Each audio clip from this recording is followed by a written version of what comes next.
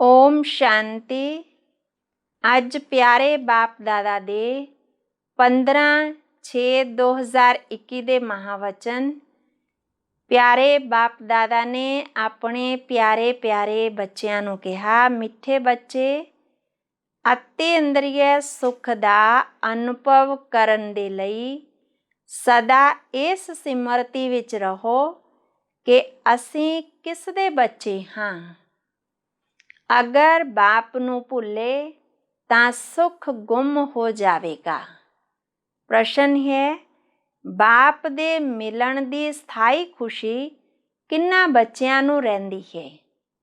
ਉੱਤਰ ਹੈ, ਜਿਨ੍ਹਾਂ ਬੱਚਿਆਂ ਨੇ ਇੱਕ ਬਾਪ ਨਾਲ ਆਪਣੇ ਸਾਰੇ ਸੰਬੰਧ ਜੋੜੇ ਹਨ, ਜੋ ਇੱਕ ਬਾਪ ਦੀ ਯਾਦ ਵਿੱਚ ਰਹਿਣ ਦੀ ਹੀ ਮਿਹਨਤ ਕਰਦੇ ਹਨ, ਕਿਸੇ ਦੇਹਧਾਰੀ ਨੂੰ ਯਾਦ ਨਹੀਂ ਕਰਦੇ, ਉਹਨਾਂ ਨੂੰ ਹੀ ਸਥਾਈ ਖੁਸ਼ੀ ਰਹਿੰਦੀ ਹੈ। ਅਗਰ ਦੇਹਧਾਰੀ ਦੀ ਯਾਦ ਹੈ ਤਾਂ ਬਹੁਤ ਰੋਣਾ ਪਵੇਗਾ। ਵਿਸ਼ਵ ਦਾ ਮਾਲਿਕ ਬਣਨ ਵਾਲੇ ਕਦੇ ਵੀ ਰੋਂਦੇ ਨਹੀਂ। ਗੀਤ ਹੈ, ਬਚਪਨ ਕੇ ਦਿਨ ਭੁਲਾ ਨਾ ਦੇਣਾ। ਓਮ ਸ਼ਾਂਤੀ। ਬਾਪ ਕਹਿੰਦੇ ਹਨ, ਮਿੱਠੇ ਬੱਚਿਓ, ਅਸੀਂ ਬੇਹੱਦ ਦੇ ਬਾਪ ਦੇ ਬੱਚੇ ਹਾਂ, ਇਹ ਕਦੇ ਵੀ ਭੁੱਲੋ ਨਹੀਂ। ਇਹ ਭੁੱਲੇ ਤਾਂ ਆਪਣੇ ਨੂੰ ਰੁਲਾ ਦੇਵੋਗੇ। ਬਾਬਾ ਕਹਿ ਰਹੇ, ਇਹ ਛੀਛੀ ਦੁਨੀਆ ਵਿੱਚ ਬੁੱਧੀ ਚਲੀ ਜਾਵੇਗੀ। ਬਾਪ ਦੀ ਯਾਦ ਵਿੱਚ ਰਹਿਣ ਨਾਲ ਅਤੀ ਇੰਦਰੀਏ ਸੁੱਖ ਭਾਸਦਾ ਹੈ।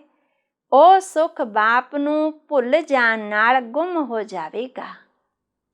ਹਰਦਮ ਯਾਦ ਰਹਿਣਾ ਚਾਹੀਦਾ ਹੈ ਕਿ ਅਸੀਂ ਬਾਬਾ ਦੇ ਬੱਚੇ ਹਾਂ, ਨਹੀਂ ਤਾਂ ਆਪਣੇ ਨੂੰ ਰੁਲਾ ਦੇਵਾਂਗੇ। ਇਹ ਕਦੇ ਵੀ ਭੁੱਲਣਾ ਨਹੀਂ ਚਾਹੀਦਾ ਕਿ ਅਸੀਂ ਬਾਪ ਦੇ ਬੱਚੇ ਹਾਂ। ਸਭ ਭਗਵਾਨ ਦੇ ਬੱਚੇ ਹਨ। ਸਾਰੇ ਕਹਿੰਦੇ ਹਨ, ਹੇ ਬਾਬਾ, ਹੇ ਪਰਮ ਪਿਤਾ ਪਰਮਾਤਮਾ, ਰਕਸ਼ਾ ਕਰੋ। ਪਰੰਤੂ ਬਾਪ ਤੋਂ ਰਕਸ਼ਾ ਕਦੋਂ ਹੁੰਦੀ ਹੈ, ਇਹ ਕਿਸੇ ਨੂੰ ਵੀ ਪਤਾ ਨਹੀਂ ਹੈ। ਸਾਧੂ ਸੰਤ ਆਦਿ ਕੋਈ ਵੀ ਨਹੀਂ ਜਾਣਦੇ ਕਿ ਬਾਪ ਤੋਂ ਸਾਨੂੰ ਮੁਕਤੀ, ਜੀਵਨ ਮੁਕਤੀ ਕਦੋਂ ਮਿਲਣੀ ਹੈ, ਕਿਉਂਕਿ ਭਗਵਾਨ ਨੂੰ ਹੀ ਕਣ ਕਣ ਵਿੱਚ ਕਹਿ ਦਿੱਤਾ। ਹੁਣ ਤੁਸੀਂ ਬੱਚੇ ਬੇਹੱਦ ਦੇ ਬਾਪ ਨੂੰ ਜਾਣ ਗਏ ਹੋ। ਬਾਬਾ ਅੱਗੇ ਕਹਿ ਰਹੇ ਕਿ ਬੇਹੱਦ ਦਾ ਬਾਪ ਮੋਸਟ ਬਿਲਵਡ ਬਾਪ ਹੈ। ਉਸ ਤੋਂ ਪਿਆਰੀ ਹੋਰ ਕੋਈ ਵਸਤੂ ਨਹੀਂ। ਇਸ ਤਰ੍ਹਾਂ ਬਾਪ ਨੂੰ ਨਾ ਜਾਣਨਾ, ਇਹ ਤਾਂ ਬਹੁਤ ਵੱਡੀ ਭੁੱਲ ਹੈ ਨਾ। ਮਾਇਆ ਰਾਵਣ ਨੇ ਦੇਖੋ ਤੁਹਾਨੂੰ ਕੀ ਬਣਾ ਦਿੱਤਾ। ਬਾਬਾ ਕਹਿੰਦੇ, ਇਹ ਤੁਸੀਂ ਬੱਚੇ ਜਾਣਦੇ ਹੋ ਕਿ ਇਹ ਸਾਡੀ ਜਨਮ ਭੂਮੀ ਹੈ। ਜੋ ਭਾਰਤ ਹੈ ਉਹ ਸਾਡੀ ਜਨਮ ਭੂਮੀ ਹੈ। ਸ਼ਿਵ ਜਯੰਤੀ ਵੀ ਭਾਰਤ ਵਿੱਚ ਹੀ ਮਨਾਈ ਜਾਂਦੀ ਹੈ। ਬਾਬਾ ਕਹਿ ਰਹੇ, ਮੈਂ ਹਰ 5000 ਸਾਲ ਬਾਅਦ ਆਉਂਦਾ ਹਾਂ। ਉਹ ਫਿਰ ਕਹਿ ਦਿੰਦੇ 40,000 ਸਾਲ ਬਾਅਦ। ਇਹ ਜਦੋਂ ਕਲਯੁਗ ਪੂਰਾ ਹੋਵੇਗਾ ਤਾਂ ਆਉਣਗੇ। ਚਿੱਤਰ ਵਿੱਚ ਦਿਖਾਇਆ ਜਾਂਦਾ ਤ੍ਰਿਮੂਰਤੀ ਦਾ ਚਿੱਤਰ। ਤ੍ਰਿਮੂਰਤੀ ਮਾਰਗ ਨਾਮ ਵੀ ਰੱਖਿਆ ਹੈ, ਪਰੰਤੂ 3 ਮੂਰਤੀਆਂ ਬ੍ਰਹਮਾ, ਵਿਸ਼ਨੂੰ, ਸ਼ੰਕਰ ਨੂੰ ਕੋਈ ਵੀ ਨਹੀਂ ਜਾਣਦੇ। ਬ੍ਰਹਮਾ ਕੀ ਕਰਕੇ ਗਿਆ, ਵਿਸ਼ਨੂੰ ਅਤੇ ਸ਼ੰਕਰ ਕੀ ਕਰਦੇ ਹਨ, ਕਿੱਥੇ ਰਹਿੰਦੇ ਹਨ, ਕੁਝ ਵੀ ਨਹੀਂ ਜਾਣਦੇ। ਬਿਲਕੁਲ ਹੀ ਘੋਰ ਹਨੇਰੇ ਵਿੱਚ ਹਨ। ਬਾਪ ਹੈ ਰਚయిਤਾ। ਉਸ ਦੀ ਇਹ ਕਿੰਨੀ ਵੱਡੀ ਰਚਨਾ ਹੈ। ਇਹ ਕਿੰਨਾ ਵੱਡਾ ਬੇਹੱਦ ਦਾ ਨਾਟਕ ਹੈ। ਇਸ ਵਿੱਚ ਬੇਹੱਦ ਦੇ ਮਨੁੱਖ ਰਹਿੰਦੇ ਹਨ। ਬਾਬਾ ਅੱਗੇ ਕਹਿ ਰਹੇ ਕਿ ਹੁਣ ਬਾਬਾ ਕਹਿ ਰਹੇ ਕਿ ਬੇਹੱਦ ਦੇ ਮਨੁੱਖ ਰਹਿੰਦੇ ਹਨ। ਅੱਜ ਤੋਂ 5000 ਸਾਲ ਪਹਿਲਾਂ ਜਦੋਂ ਸਤਯੁਗ ਸੀ, ਭਾਰਤ ਵਿੱਚ ਜਦੋਂ ਇਹਨਾਂ ਲਕਸ਼ਮੀ ਨਾਰਾਇਣ ਦਾ ਰਾਜ ਸੀ, ਤਾਂ ਹੋਰ ਕੋਈ ਵੀ ਰਾਜ ਨਹੀਂ ਸੀ। ਭਗਵਤੀ ਸ਼੍ਰੀ ਲਕਸ਼ਮੀ, ਭਗਵਾਨ ਸ਼੍ਰੀ ਨਾਰਾਇਣ ਨੂੰ ਕਿਹਾ ਜਾਂਦਾ ਹੈ। ਰਾਮ ਸੀਤਾ ਨੂੰ ਵੀ ਭਗਵਾਨ ਰਾਮ, ਭਗਵਤੀ ਸੀਤਾ ਕਹਿੰਦੇ ਹਨ। ਹੁਣ ਇਹ ਭਗਵਾਨ ਨਾਰਾਇਣ, ਭਗਵਤੀ ਲਕਸ਼ਮੀ ਕਿੱਥੋਂ ਆਏ? ਰਾਜ ਕਰਕੇ ਗਏ ਹਨ। ਪਰੰਤੂ ਉਹਨਾਂ ਦੀ ਜੀਵਨ ਕਹਾਣੀ ਤਾਂ ਇੱਕ ਵੀ ਨਹੀਂ ਜਾਣਦੇ, ਸਿਰਫ ਗਾਉਂਦੇ ਰਹਿੰਦੇ ਹਨ। ਭਗਵਾਨ ਦੁੱਖ ਹਰਤਾ ਸੁਖ ਕਰਤਾ ਹੈ, ਪਰੰਤੂ ਇਹ ਕਿਸੇ ਦੀ ਬੁੱਧੀ ਵਿੱਚ ਨਹੀਂ ਆਉਂਦਾ ਕਿ ਉਹ ਦੁੱਖ ਹਰਤਾ ਸੁਖ ਕਰਤਾ ਕਿਵੇਂ ਹੈ। ਕਿਹੜਾ ਸੁਖ ਸਾਰਿਆਂ ਨੂੰ ਦਿੱਤਾ ਅਤੇ ਕਿਹੜਾ ਦੁੱਖ ਸਾਰਿਆਂ ਦਾ ਹਰਿਆ, ਇਹ ਕੋਈ ਵੀ ਨਹੀਂ ਜਾਣਦੇ। ਤੁਸੀਂ ਬੱਚੇ ਹੁਣ ਰਾਜਯੋਗ ਸਿੱਖ ਰਹੇ ਹੋ, ਭਗਵਤੀ ਲਕਸ਼ਮੀ ਭਗਵਾਨ ਨਾਰਾਇਣ ਬਣਨ ਦੇ ਲਈ। ਜਾਣਦੇ ਹੋ ਭਗਵਤੀ ਸੀਤਾ ਭਗਵਾਨ ਰਾਮ ਵੀ ਬਣਨ ਦਾ ਹੈ। ਬਾਬਾ ਕਹਿ ਰਹੇ ਕਿ 8 ਜਨਮ ਸਤਯੁਗ ਵਿੱਚ ਪੂਰੇ ਕਰਕੇ ਫਿਰ ਰਾਮ ਸੀਤਾ ਦੇ ਰਾਜ ਵਿੱਚ ਆਉਣ ਵਾਲੇ ਹਨ। 21 ਜਨਮਾਂ ਦੇ ਲਈ ਬੇਹੱਦ ਦੀ ਰਾਜਾਈ ਇੱਥੇ ਹੀ ਸਥਾਪਨ ਹੋ ਰਹੀ ਹੈ। ਤੁਸੀਂ ਭਗਵਾਨ ਭਗਵਤੀ ਸਤਯੁਗ ਕੇ ਮਾਲਿਕ ਬਣ ਰਹੇ ਹੋ। ਸਤਯੁਗ ਵਿੱਚ ਸਵਰਗ ਕੋਈ ਆਸਮਾਨ ਵਿੱਚ ਨਹੀਂ ਹੈ, ਇਹ ਵੀ ਕਿਸੇ ਨੂੰ ਪਤਾ ਨਹੀਂ ਹੈ। ਬਿਲਕੁਲ ਹੀ ਤੁੱਛ ਬੁੱਧੀ ਹਨ। ਕਹਿੰਦੇ ਹਨ ਫਲਾਨਾ ਸਵਰਗ ਪਧਾਰਿਆ, ਪਰੰਤੂ ਸਮਝਦੇ ਹੀ ਨਹੀਂ, ਕੁਛ ਵੀ ਨਹੀਂ ਸਮਝਦੇ। ਅੱਛਾ ਕੀ ਕ੍ਰਿਸਚਨ ਬੌਧੀ ਸਾਰੇ ਸਵਰਗ ਵਿੱਚ ਚਲੇ ਜਾਣਗੇ? ਉਹ ਬਾਅਦ ਵਿੱਚ ਆ ਕੇ ਆਪਣਾ ਧਰਮ ਸਥਾਪਨ ਕਰਦੇ ਹਨ, ਤਾਂ ਫਿਰ ਉਹ ਸਵਰਗ ਵਿੱਚ ਕਿਵੇਂ ਜਾ ਸਕਦੇ ਹਨ?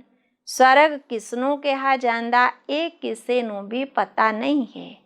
ਸੰਨਿਆਸੀ ਲੋਕ ਕਹਿੰਦੇ ਜੋਤੀ ਜੋਤ ਸਮਾਇਆ, ਕੋਈ ਫਿਰ ਕਹਿੰਦੇ ਨਿਰਵਾਣ ਧਾਮ ਗਿਆ। ਨਿਰਵਾਣ ਵੀ ਤਾਂ ਲੋਕ ਹੈ ਨਾ, ਉਹ ਤਾਂ ਨਿਵਾਸ ਸਥਾਨ ਹੈ। ਜੋਤੀ ਜੋਤ ਵਿੱਚ ਲੀਨ ਹੋਣ ਦੀ ਤਾਂ ਕੋਈ ਗੱਲ ਹੀ ਨਹੀਂ। ਜੋਤੀ ਵਿੱਚ ਮਿਲ ਜਾਵੇ ਤਾਂ ਫਿਰ ਆਤਮਾ ਹੀ ਖਤਮ ਹੋ ਜਾਵੇ, ਅਸਤਿਤਵ ਹੀ ਆਤਮਾ ਦਾ ਖਤਮ ਹੋ ਜਾਵੇ, ਖੇਲ ਹੀ ਖਤਮ ਹੋ ਜਾਵੇ। ਇਸ ਡਰਾਮਾ ਵਿੱਚ ਕੋਈ ਵੀ ਆਤਮਾ ਛੁੱਟ ਨਹੀਂ ਸਕਦੀ, ਕੋਈ ਨੂੰ ਵੀ ਮੋਕਸ਼ ਮਿਲ ਨਹੀਂ ਸਕਦਾ। ਅੱਗੇ ਬਾਬਾ ਸਮਝਾ ਰਹੇ ਕਿ ਇਹ ਸਾਰੀਆਂ ਗੱਲਾਂ ਸਮਝਣ ਦੀਆਂ ਹਨ। ਹਾਂ, ਆਉਣਗੇ ਵੀ ਉਹੀ ਜਿਨ੍ਹਾਂ ਨੇ ਕਲਪ ਪਹਿਲੇ ਸਮਝਿਆ ਹੋਵੇਗਾ। ਪਹਿਲਾਂ ਤਾਂ ਸਮਝਾਉਣਾ ਹੈ ਕਿ ਇੱਕ ਤਾਂ ਹੈ ਹੱਦ ਦਾ ਸੰਨਿਆਸ। ਸੰਨਿਆਸੀ ਲੋਕ ਘਰ-ਬਾਰ ਛੱਡ ਕੇ ਜੰਗਲ ਵਿੱਚ ਰਹਿੰਦੇ ਹਨ। ਪਹਿਲਾਂ ਉਹ ਸਤੋ ਪ੍ਰਧਾਨ ਸੀ, ਹੁਣ ਤਮੋ ਪ੍ਰਧਾਨ ਬਣੇ ਤਾਂ ਜੰਗਲਾਂ ਤੋਂ ਵਾਪਸ ਆ ਕੇ ਵੱਡੇ ਵੱਡੇ ਮਹਿਲ ਬਣਾਏ ਹਨ। ਇਹਨਾਂ ਸੰਨਿਆਸੀਆਂ ਨੇ ਵੀ ਪਵਿੱਤਰਤਾ ਦੇ ਆਧਾਰ ਤੇ ਭਾਰਤ ਨੂੰ ਥਮਾਇਆ ਜ਼ਰੂਰ ਹੈ, ਭਾਰਤ ਦੀ ਸੇਵਾ ਕੀਤੀ ਹੈ। ਇਹ ਸੰਨਿਆਸ ਧਰਮ ਨਹੀਂ ਹੁੰਦਾ ਤਾਂ ਭਾਰਤ ਇੱਕਦਮ ਵਿਕਾਰਾਂ ਵਿੱਚ ਜਲ ਮਰਦਾ, ਪਤਿਤ ਬਣ ਜਾਂਦਾ। ਇਹ ਵੀ ਡਰਾਮਾ ਬਣਿਆ ਹੋਇਆ ਹੈ ਨਾ। ਉਹਨਾਂ ਵਿੱਚੋਂ ਵੀ ਪਹਿਲਾਂ ਪਵਿੱਤਰਤਾ ਦੀ ਤਾਕਤ ਸੀ ਜਿਸ ਨੇ ਭਾਰਤ ਨੂੰ ਥਮਾਇਆ। ਇਹਨਾਂ ਦੇਵਤਿਆਂ ਦਾ ਜਦੋਂ ਰਾਜ ਸੀ ਤਾਂ ਭਾਰਤ ਕਿੰਨਾ ਸਾਹੂਕਾਰ ਸੀ। ਇਹਨਾਂ ਦੇ ਹੀਰੇ ਜਵਾਹਰਾਤਾਂ ਦੇ ਮਹਿਲ ਸੀ। ਬਾਬਾ ਕਹਿ ਰਹੇ ਕਿ ਬਾਬਾ ਹੁਣ ਫੇਰ ਤੋਂ ਆਏ ਹਨ ਸਵਰਗ ਦੀ ਸਥਾਪਨਾ ਕਰਨ ਲਈ। ਕਹਿੰਦੇ ਹਨ ਬਾਪ ਨੂੰ ਯਾਦ ਕਰੋ, ਯਾਦ ਇੱਕ ਨੂੰ ਹੀ ਕਰਨਾ ਹੈ। ਬੱਚਿਆਂ ਨੂੰ ਕਿੰਨੀ ਖੁਸ਼ੀ ਹੋਣੀ ਚਾਹੀਦੀ ਹੈ ਕਿ ਬਾਪ ਸਵਰਗ ਦੀ ਸਥਾਪਨਾ ਕਰ ਰਹੇ ਹਨ। ਯਾਦ ਇੱਕ ਨੂੰ ਕਰਨਾ ਹੈ ਜਿਸ ਨਾਲ ਵਿਕਰਮ ਵਿਨਾਸ਼ ਹੋਣਗੇ, ਪਰੰਤੂ ਉਹ ਭੁੱਲ ਜਾਂਦੇ ਹਨ। ਹੋਰ ਹੀ ਦੇਹਧਾਰੀ ਦੀ ਯਾਦ ਆ ਜਾਂਦੀ ਹੈ। ਦੇਹਧਾਰੀ ਦੀ ਯਾਦ ਨਾਲ ਕੁਝ ਵੀ ਫਾਇਦਾ ਨਹੀਂ। ਬਾਬਾ ਕਹਿੰਦੇ ਮਾਮੇ ਕਮ ਯਾਦ ਕਰੋ, ਕਿਸੇ ਵੀ ਦੇਹਧਾਰੀ ਨੂੰ ਯਾਦ ਨਾ ਕਰੋ। ਇਸ ਸਮੇਂ ਬਾਪ ਨੂੰ ਯਾਦ ਨਹੀਂ ਕੀਤਾ ਤਾਂ ਫਿਰ ਬਹੁਤ ਪਛਤਾਣਾ ਪਵੇਗਾ, ਰੋਣਾ ਪਵੇਗਾ। ਵਿਸ਼ਵ ਦਾ ਮਾਲਿਕ ਬਣਨ ਵਾਲਿਆਂ ਨੂੰ ਰੋਣ ਦੀ ਕੀ ਦਰਕਾਰ ਹੈ? ਤੁਸੀਂ ਬਾਪ ਨੂੰ ਭੁੱਲਦੇ ਹੋ ਤਾਂ ਹੀ ਮਾਇਆ ਥੱਪੜ ਲਗਾਉਂਦੀ ਹੈ। ਇਸ ਲਈ ਬਾਬਾ ਬਾਰ-ਬਾਰ ਸਮਝਾਉਂਦੇ ਹਨ ਕਿ ਬਾਪ ਨੂੰ ਯਾਦ ਕਰੋ ਅਤੇ ਵਰਸੇ ਨੂੰ ਯਾਦ ਕਰੋ। ਅਮਰਨਾਥ ਨੇ ਅਮਰਪੁਰੀ ਵਿੱਚ ਇੱਕ ਪਾਰਵਤੀ ਨੂੰ ਤਾਂ ਬੈਠ ਕੇ ਕੋਈ ਅਮਰ ਕਥਾ ਨਹੀਂ ਸੁਣਾਈ ਨਾ, ਜ਼ਰੂਰ ਬਹੁਤ ਹੋਣਗੇ। ਜੋ ਵੀ ਮਨੁੱਖ ਮਾਤਰ ਹਨ ਸਭ ਨੂੰ ਬਾਪ ਸਮਝਾਉਂਦੇ ਹਨ ਕਿ ਹੁਣ ਪਤਿਤ ਨਹੀਂ ਬਣੋ, ਇਹ ਅੰਤਿਮ ਜਨਮ ਪਵਿੱਤਰ ਬਣੋ। ਉੱਥੇ ਸਵਰਗ ਵਿੱਚ ਕੋਈ ਵੀ ਵਿਕਾਰ ਨਹੀਂ ਹੋਣਗੇ। ਅਗਰ ਉੱਥੇ ਵੀ ਵਿਕਾਰ ਹੁੰਦਾ ਫਿਰ ਸਵਰਗ ਅਤੇ ਨਰਕ ਵਿੱਚ ਕੀ ਫਰਕ ਹੋ ਗਿਆ? ਦੇਵੀ ਦੇਵਤਿਆਂ ਦੀ ਮਹਿਮਾ ਗਾਉਂਦੇ ਹੋ ਨਾ, ਸਰਬ ਗੁਣ ਸੰਪੰਨ 16 ਕਲਾ ਸੰਪੂਰਨ, ਤਾਂ ਬਾਪ ਕਹਿੰਦੇ ਹਨ ਬੱਚੇ ਇਹਨਾਂ ਵਿਕਾਰਾਂ ਉੱਤੇ ਜਿੱਤ ਪਾਉਣੀ ਹੈ। ਅਗਲੀ ਪੁਆਇੰਟ ਵਿੱਚ ਬਾਪ ਸਮਝਾਉਂਦੇ ਹਨ ਕਿ ਬਾਪ ਕਦੇ ਵੀ ਪੁਨਰ ਜਨਮ ਨਹੀਂ ਲੈਂਦੇ। ਇੱਕ ਹੀ ਵਾਰ ਆ ਕੇ ਸਾਰੇ ਵਿਸ਼ਵ ਨੂੰ ਪਵਿੱਤਰ ਬਣਾਉਣ ਦੇ ਲਈ ਸਾਨੂੰ ਰਾਜਯੋਗ ਸਿਖਾਉਂਦੇ ਹਨ। ਬਾਪ ਤੁਹਾਨੂੰ ਸਮਝਾਉਂਦੇ ਹਨ ਕਿ ਮੈਂ ਇਸ ਵਿੱਚ ਪ੍ਰਵੇਸ਼ ਕੀਤਾ ਹੈ, ਇਹ 84 ਜਨਮ ਭੋਗ ਆਏ ਹਨ, ਹੁਣ ਇਸ ਵੇਲੇ ਬਹੁਤ ਜਨਮਾਂ ਦੇ ਇਹ ਅੰਤ ਦਾ ਜਨਮ ਹੈ, ਹੁਣ ਮੈਂ ਨਿਰਾਕਾਰ ਹਾਂ, ਤਾਂ ਕਿਵੇਂ ਆ ਕੇ ਬੱਚਿਆਂ ਨੂੰ ਰਾਜਯੋਗ ਸਿਖਾਵਾਂ? ਪ੍ਰੇਰਣਾ ਨਾਲ ਤਾਂ ਕੁਝ ਵੀ ਨਹੀਂ ਹੋ ਸਕਦਾ ਨਾ। ਕ੍ਰਿਸ਼ਨ ਤਾਂ ਭਗਵਾਨੋਂ ਵਾਚ ਹੋ ਨਹੀਂ ਸਕਦਾ, ਉਹ ਕਿਵੇਂ ਆ ਸਕਦਾ? ਉਹ ਤਾਂ ਸਤਯੁਗ ਦਾ ਪ੍ਰਿੰਸ 16 ਕਲਾ ਸੰਪੂਰਨ ਹੈ, ਤਾਂ ਤ੍ਰੇਤਾ ਵਿੱਚ ਹੁੰਦੇ 14 ਕਲਾ। ਹੁਣ ਬਾਪ ਕਹਿੰਦੇ ਬੱਚੇ ਪਹਿਲਾਂ ਬਾਪ ਨੂੰ ਯਾਦ ਕਰੋ, ਨਹੀਂ ਤਾਂ ਮਾਇਆ ਇੱਕਦਮ ਥੱਪੜ ਮਾਰ ਦੇਵੇਗੀ। ਛੂਈ ਮੋਈ ਦਾ ਝਾੜ ਹੁੰਦਾ ਨਾ, ਹੱਥ ਲਗਾਓ ਤਾਂ ਮੁਰਝਾ ਜਾਂਦਾ, ਤਾਂ ਤੁਹਾਡਾ ਵੀ ਇਸ ਤਰ੍ਹਾਂ ਦਾ ਹਾਲ ਹੁੰਦਾ ਹੈ। ਬਾਪ ਨੂੰ ਯਾਦ ਨਹੀਂ ਕੀਤਾ ਤਾਂ ਸਭ ਕੁਝ ਖਤਮ ਹੋ ਜਾਵੇਗਾ। ਸੁਣਿਆ ਨਾ ਗੀਤ ਵਿੱਚ, ਬਚਪਨ ਦੇ ਦਿਨ ਭੁਲਾ ਨਾ ਦੇਣਾ। ਬਾਪ ਨੂੰ ਭੁੱਲੇ ਤਾਂ ਕਿਤੇ ਨਾ ਕਿਤੇ ਸੱਟ ਲੱਗ ਜਾਵੇਗੀ। ਬਾਬਾ ਕਹਿੰਦੇ ਤੁਸੀਂ ਮੇਰੇ ਬੱਚੇ ਹੋ ਨਾ। ਬਾਬਾ ਕਹਿ ਰਹੇ ਇਹ ਸਰੀਰ ਤਾਂ ਵਿਸ਼ ਤੋਂ ਪੈਦਾ ਹੋਇਆ ਹੈ।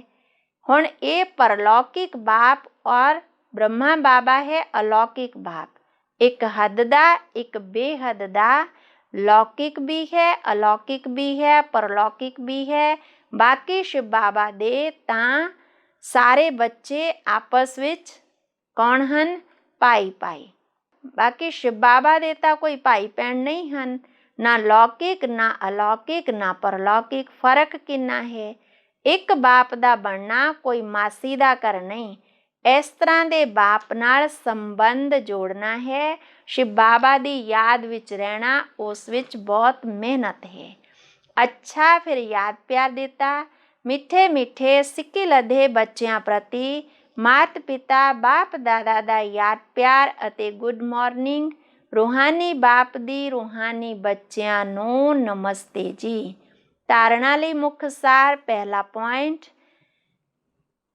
ਕਦੇ ਵੀ ਕਿਸੇ ਵੀ ਗੱਲ ਵਿੱਚ ਛੂਈ ਮੂਈ ਨਹੀਂ ਬਣਨਾ ਹੈ, ਮਨਾ ਮੁਰਝਾਉਣਾ ਨਹੀਂ ਹੈ। ਈਸ਼ਵਰੀਏ ਬਚਪਨ ਨੂੰ ਭੁੱਲ ਕੇ ਮੁਰਝਾਉਣਾ ਨਹੀਂ ਹੈ।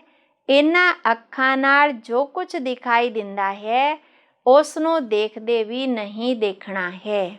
ਦੂਸਰਾ, ਇੱਕ ਬਾਪ ਦੀ ਯਾਦ ਵਿੱਚ ਹੀ ਕਮਾਈ ਹੈ, ਇਸ ਲਈ ਦੇਹਧਾਰੀਆਂ ਨੂੰ ਯਾਦ ਕਰਕੇ ਰੋਣਾ ਨਹੀਂ ਹੈ। ਬਾਪ ਅਤੇ ਵਰਸੇ ਨੂੰ ਯਾਦ ਕਰ ਵਿਸ਼ਵ ਦੀ ਬਾਦਸ਼ਾਹੀ ਲੈਣੀ ਹੈ। ਵਰਦਾਨ, ਨੌਲੇਜ ਦੀ ਲਾਈਟ ਮਾਈਟ ਦੁਆਰਾ ਕਮਜ਼ੋਰ ਸੰਸਕਾਰਾਂ ਨੂੰ ਸਮਾਪਤ ਕਰਨ ਵਾਲੇ ਸ਼ਕਤੀ ਸੰਪੰਨ ਭਵ।